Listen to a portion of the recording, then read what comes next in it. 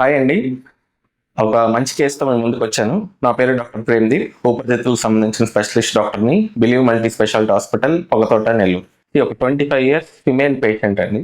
వేరే ఊరు నుంచి, సూలూరుపేట నుంచి మన దగ్గరకు వచ్చారు. మన దగ్గరకు వచ్చేటప్పటికే తన కంప్లైంట్స్ ఏంటంటే విపరీతమైన దగ్గు, ఆయాసం, ఛాతిలో బిగుతుగా ఉండడం, ఏం వాడినా తగ్గకపోవడం. సో తన హిస్టరీ మనం కనుక్కుంటే తను ఆల్రెడీ చాలా ఇంజెక్షన్స్ నరానికి వేసుకుంటూ ఉంది కంటిన్యూస్ గా. మందుల షాపుల్లో రకరకాల మందులు ఆల్రెడీ తీసుకొని వాడుతూ ఉంది. సెల్ఫ్ ట్రీట్మెంట్స్ అన్నమాట.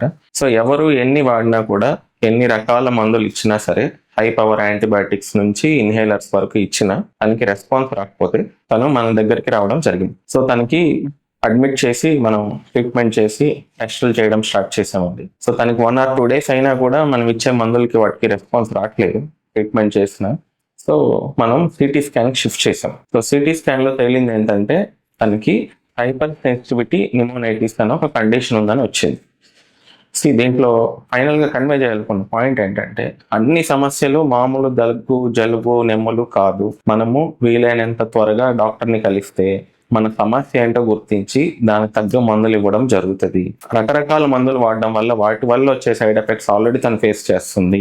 మనం పెట్టే మందులకు కూడా తనకి రెస్పాన్స్ రాని స్టేజ్కి వచ్చేసింది. సో ఈ హైపర్ సెన్సిటివిటీ న్యూమోనైటిస్ అంటే ఏంటనేది మనం నెక్స్ట్ వీడియోలో డిస్కస్ చేసుకుందాం. Thank you.